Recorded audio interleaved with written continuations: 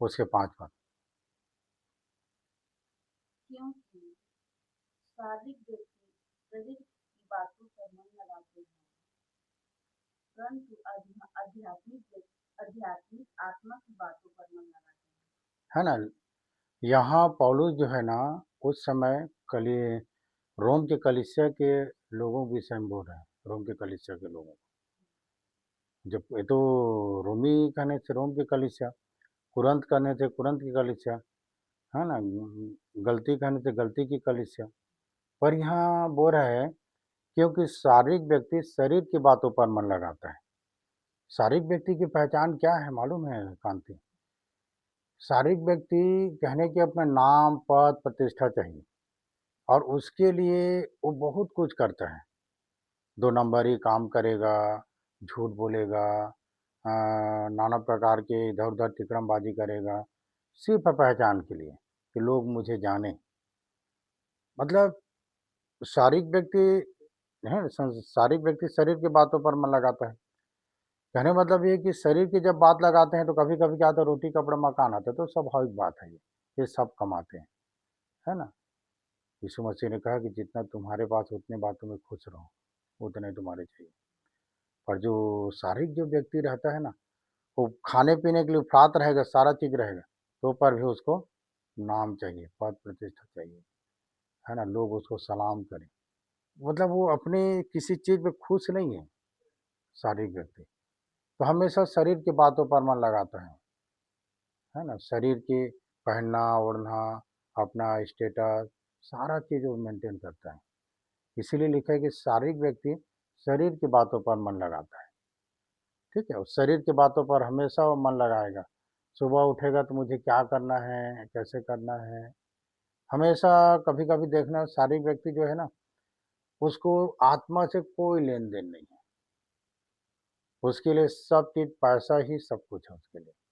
पैसा, गाड़ी, बंगला, ठीक है? घर, ये सब उसको चाहिए, है ना? तो ये उसको आत्मा-उत्मा से कोई मतलब नहीं। और आगे लिखते हैं आध्यात्मिक व्यक्ति आत्मा की बातों पर मन लगाता है। जो आध्यात्मिक व्यक्ति होता है ना, वो हमेशा याद रखना कांति, वो अपने अंदर अपने विषय में ध्यान करेगा कि मैं कहीं झूठ तो नहीं बोल डाला, है, मैं कहीं किसी को धोखा तो नहीं दे दिया।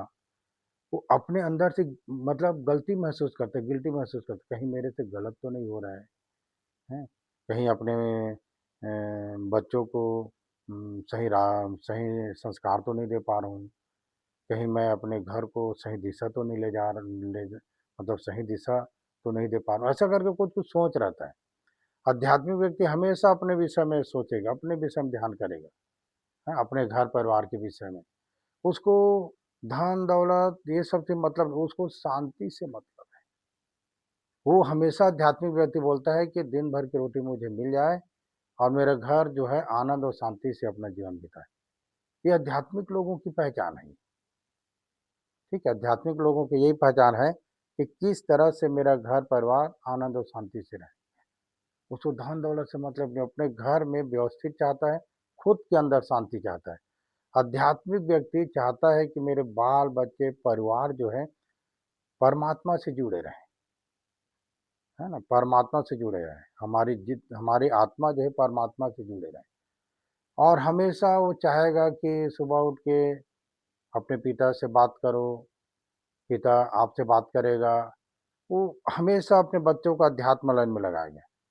तो लिखा है कि आध्यात्मिक व्यक्ति आत्मा की बातों पर मन लगाता है ना? वो नहीं चाहता अपने बच्चों को कि वो झूठ बोले या उनके बच्चे और किसी रास्ते में चले जाएँ, और खुद नहीं चाहती वो।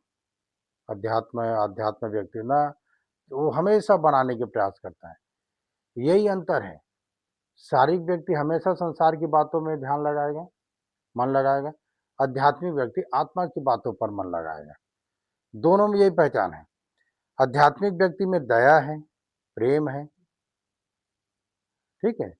और शारीरिक व्यक्ति में दया नहीं है, प्रेम नहीं है, कोसों-कोसों तक प्रेम नहीं है। हमेशा स्वार्थ में जीवन जिए। पर आध्यात्मिक व्यक्ति जो है स्वार्थ नहीं, निस्वार्थ जीवन जीता है। वो चाहता है कि हर एक की भला हो। बस इतनी यही बातों को तो समझना है कि हम जीवन कैसे जी रहे हैं। हमेशा हमको देखना है कि हम संसार के अनुसार जी रहे हैं कि हम आत्मा के अनुसार जी रहे हैं। हम शरीर में जीवन काट रहे हैं कि आत्मा में जीवन काट रहे हैं। आत्मा में जीवन काटना सरल है। कैसे? आप आज्ञा में रहो परमेश्वर की, भला करो, भला सोचो, भला देखो, भला बोलो, है ना? बस बहुत मतलब कठिन बोलते हैं ना कि हम अध्यात्म लाइन में हम नहीं जी सकते, तो कठिन लगता है। कठिन नहीं है ना? कठिन नहीं है क्योंकि बहुत सरल है। कैसे सरल है? जो है उन्हीं बातों में जो संतोष रह गया वो सरल जीवन जीता है ना? अभी देखो विशेषर के भाई के पास 4-5 साल कितना मतलब उसका वो था, क्रेज़ था, कमाई-धमाई सब में, हर चीज़ में। पर वो कितना नीचे आ गया, फिर भी वो अपने आप को परमेश्वर में और परमेश्वर के ज्ञान में, उसके वचन में अपना मन लगाया और अपने आप को अध्यात्म लाइन में जोड़ लिया।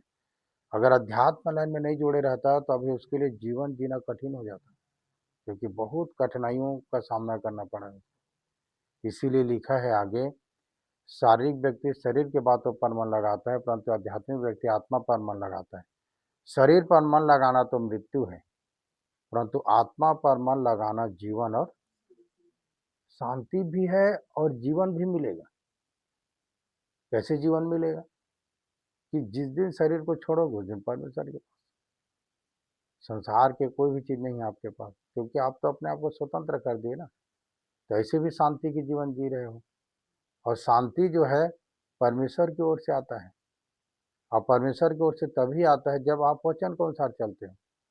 और वचन के अनुसार जब चलते हो तो परमेश्वर की ओर से वो शांति होती है ना, कि मैं अपने शांति तुम्हें दिए जाता हूँ। संसार में तुम्हें क्लेश होता है, परंतु ढाढ़स बांधो, क्योंकि मैंने संसार को जीत लिया है। तो वो अपना शांति हमें देता है। ठीक है, तो इसीलिए ठीक है, तो इन्हीं बातों पर आप लोगों को ध्यान करना है।